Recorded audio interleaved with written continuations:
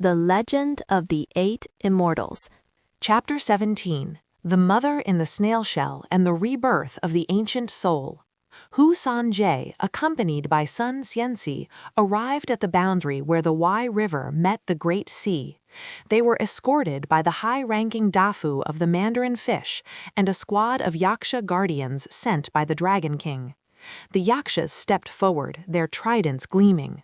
"Grandmasters, we have reached Wai Hai Village. To the east lies the domain of the Wai Riverbed, to the west the ocean governed by our king's new sea god.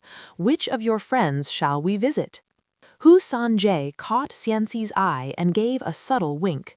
Turning to the aquatic guards, she said with a gracious smile, "We thank the Dragon King for his protection, but the dwelling we visit is humble, too cramped for such a magnificent escort. You may return to the Crystal Palace and report your task is complete." The Yaksha and the Dafu, uninterested in a trek through the river silt, offered a polite farewell and vanished into the currents. Hu Sanjie turned to Xianxi and laughed softly. "Those warriors think we are visiting a high deity. They have no idea we are here to see a river snail buried in the mud. These spirits are status conscious. There is no need to give them a reason to gossip." Using the water-parting mantra, the two descended to the dark floor of the Wai River. There, Xianxi saw it, a massive river snail shell partially buried in the mud. Through a tiny opening, a weary spirit could barely breathe, waiting for passing insects just to survive. Knowing this was his mother, Xianxi felt a sharp pang in his heart. He knelt in the underwater dust and embraced the cold, hard shell. Hu Sanjie urged, "Do not weep yet, let me announce you." She called out, "Lady Loa, your son Xianxi, the one you once cast away, has traveled across worlds to find you." The snail moved. Slowly, her head emerged. She seemed to understand. She pressed her form against Xianxi's neck, clinging to him in a silent, watery embrace that lasted an eternity. It was the touch of a mother recognizing a son she thought was lost to the cycles of karma. Xianxi pressed his face against the shell and sobbed. After a long silence, Hu Sanjie explained the master's mandate.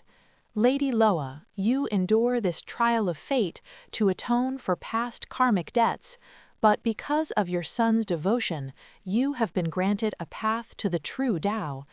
She then whispered the secret cultivation mantras to her. "In 300 years, your soul will break free from this shell. In 500, you shall turn this husk into a snail's shell crystal palace. After 1,000 years, you shall see your son again as a human." The river snail's spirit nodded in gratitude. After a final goodbye, Xianxi and Hu Sanjie rose to the surface. "Your task here is finished," Hu Sanjie said. "Return to Tiantai and focus on your cultivation." As they drifted on shimmering clouds, Hu Sanjie spoke of the weight of his responsibility. "For the next 500 years, you will sharpen your Tao heart. Then you must wander the world, saving the suffering. Only then will the Master allow you to enter the road to reincarnation for your final life. This is the Master's mercy, to ensure you never fall into immortal knot again." Xianxi was overwhelmed with gratitude.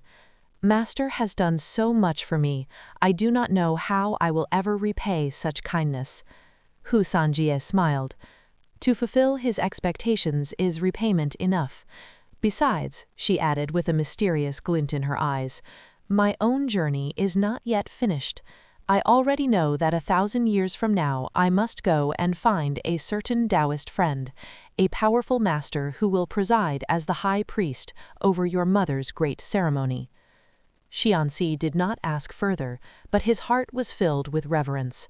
As they reached his cave, he did not treat Hu Sanjie as a mere fellow disciple. Because she had guided his path on behalf of the master, he performed the most solemn rite of respect.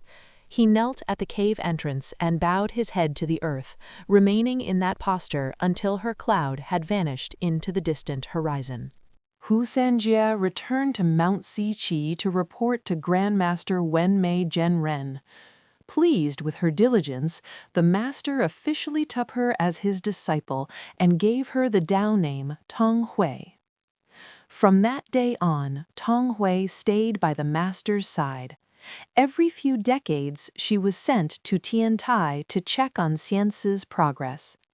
500 years later, the Grand Master himself descended to teach Xiance the secrets of the golden elixir and bestowed 2 volumes of sacred texts for the 5 elements' escape and the subduing of demons. The Grand Master saw that Xiance's father had already been reborn for more than 10 lifetimes, drifting through the cycles of the Xia and Shang dynasties for over 1,000 years. He was now reborn as Chang Tianchang, a wealthy man in Luoyang who was childless at 40. "The time has come," the Grand Master decreed. "Xiance, you shall be reborn as his son to fulfill your ancient vow." And so, son Xianci entered the road to reincarnation. He was born into the Zhang family and named Guo. Because he was born awake, the child possessed the wisdom of past lives and could speak from birth. When Zhang Guo turned 10, Tonghui arrived at his door as a Taoist nun. With a single touch, Zhang Guo's awakened Tao heart returned. He remembered everything. His father, Zhang Tiancheng, seeing the miraculous nature of his son and the divine power of Tonghui, felt the call of the Tao.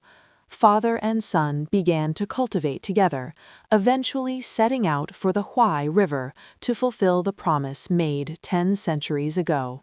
As they approached Huaihai village, they found it transformed. The light from the Snail Palace had turned the desolate Huaihai village into a thriving undersea market, a bustling maritime city of spirits attracted by the divine radiance. Inside the magnificent, spiraling cavern of the shell, now a palace that could hold thousands, preparations for a great rite of absolution began. The Dragon King, marveling at the scale of the event, asked Tonghui, "Who among the Immortals has the authority to preside over such a unique sanctuary?"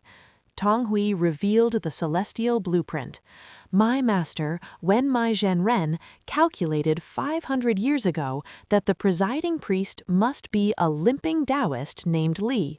He is no ordinary seeker, he is a direct descendant of the great ancestor Lao Jun himself." She continued, painting a picture of divine history. "The great ancestor has manifested in our world since the era of Penghu. Most recently, he took the form of a sage in the district of Ku, where he initiated the great disciple Wenxi Zhenren. It is under this exalted lineage that the limping Li has attained his swift mastery of the Tao." "But there is a deeper, more intimate reason for his selection," Tonghui added, her voice dropping to a conspiratorial tone. "This immortal Li was once the incense official in the Jade Emperor's palace. He was banished to the mortal realm for 10 lifetimes of reincarnation because of a single improper joke shared with a flower spirit during a celestial banquet. Here is the thread that ties the knot," she explained.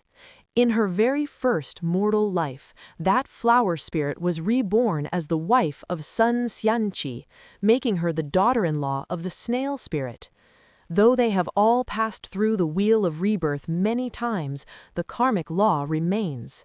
Since the immortal Li is connected to Zhangqua, Xianqi, through this ancient marriage of souls, it is his destiny to return now and lead the ceremony that will finally clear the snail spirit's ledgers of sin."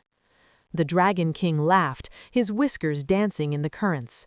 "A ceremony held within a snail shell, led by the heir of Lao Jun, to repay a debt involving a celestial flower spirit? This is a wonder of the ages. I shall personally attend this grand celebration."